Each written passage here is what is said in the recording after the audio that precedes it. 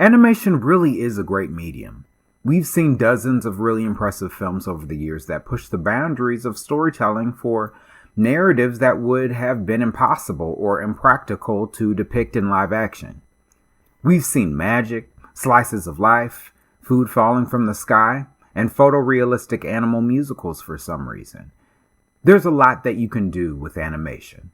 There's a lot that has been done with animation, but many have noticed that over the past 10 years, essentially since 2010, the West has moved away from 2D animation or traditional animation as its primary source of animated filmmaking, and have moved towards CGI, a la Pixar, or 3D computer-generated animation, leaving 2D animation for television and animated sitcoms. You know, the rabble. Or at least that's how they treat traditional animation, like it's inferior and CGI is inherently better. But is it better? Really, is it better? Think about it. Japan still uses traditional animation a lot, and every year they break new ground with what is possible with traditional animation in film and television, while still making 3D movies and incorporating CGI aspects into many of their 2D productions, something the West used to do to great effect. Yet you'd be hard-pressed to find any animated film that isn't entirely 3D from the West nowadays. I mean, why hasn't Japan gotten the memo yet? You're using a remedial style of art to make your films. 3D is the wave of the future. Oh, just kidding. Japan and Eastern animation destroys Western animation and comics on almost every level of analysis. But seriously, is CGI really better?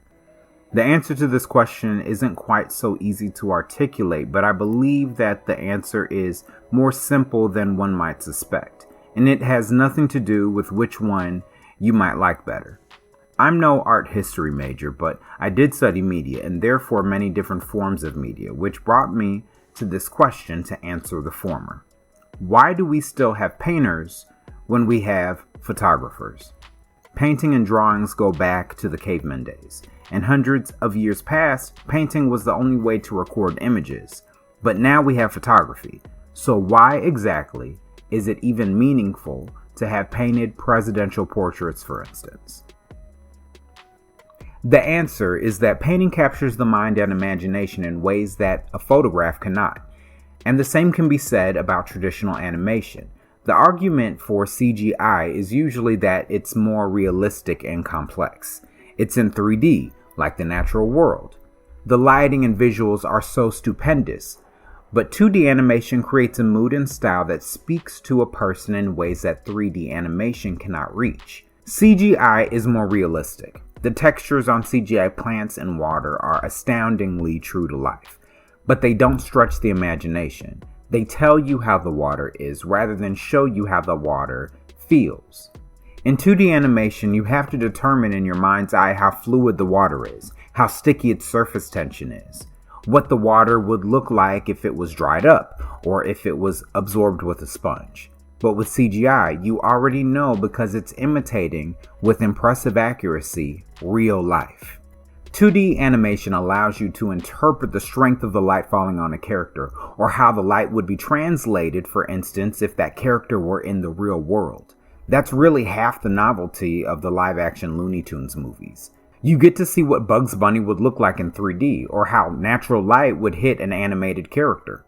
In 3D animation, you are handed a lot of information from the outset through the visuals, and how light reacts, and how the textures look, or even feel like through rendering. It's like the moral ethic of CGI is, the more you render, the better it is.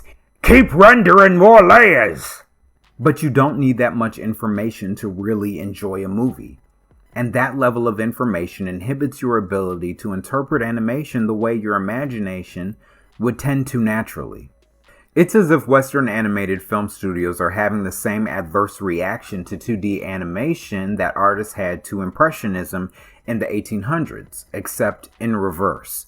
Impressionism is a style of painting that began in France that is less articulated and academic.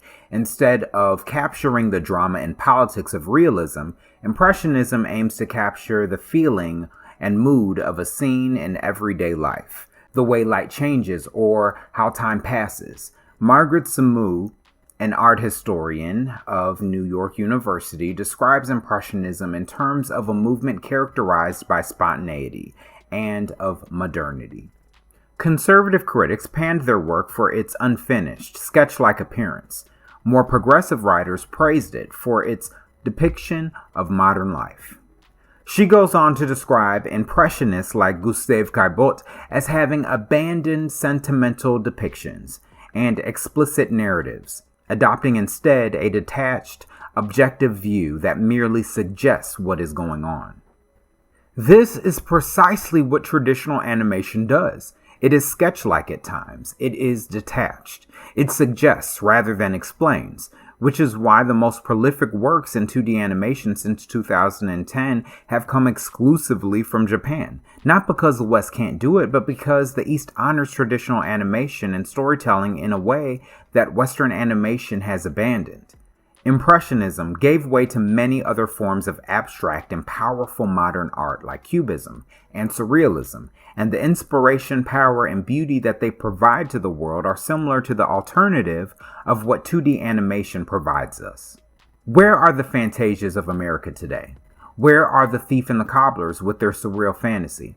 Where are the Iron Giants and the Prince of Egypt in the West today, with their profound use of 2D animation and CGI? Why do you think Netflix's Klaus was so groundbreaking?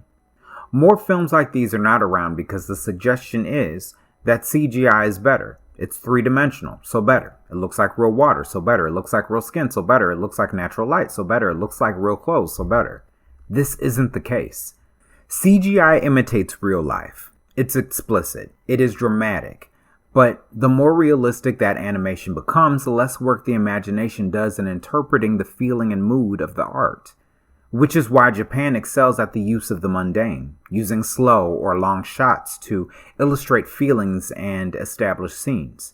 A type of filmmaking that juxtaposes the visually hyper-realistic, overstimulated animation that is often seen in Western animated movies, which are almost exclusively CGI at this point due to the Pixarification of animation. A term I feel like I just came up with, but was used by Danny Boyle about 10 years ago to describe why filmmaking is overly family-friendly and one-dimensional narratively speaking. Yet although I'm using it to describe why everything is CGI, in a way I'm playing into Danny Boyle's definition as in an effort of making animation more three-dimensional and lifelike, you've limited the ways in which the audience can use their imaginations to interpret the animation. Something you must do with high-quality, traditional, hand-drawn animation. And frankly, I believe that's why the less photorealistic, cartoonish films by Pixar are usually more effective. Traditional animation is good and complex in ways that CGI cannot reach the more you render. So, is CGI better? Well, what CGI is good, and it is different than traditional 2D animation. Look at what's coming out of Japan compared to the US. A case can be made for the superiority of both mediums, but they're probably used best when used together. Yet when it comes to mood, tone, feelings, and even movement and your imagination, 2D animation has a discrete quality that CGI cannot access.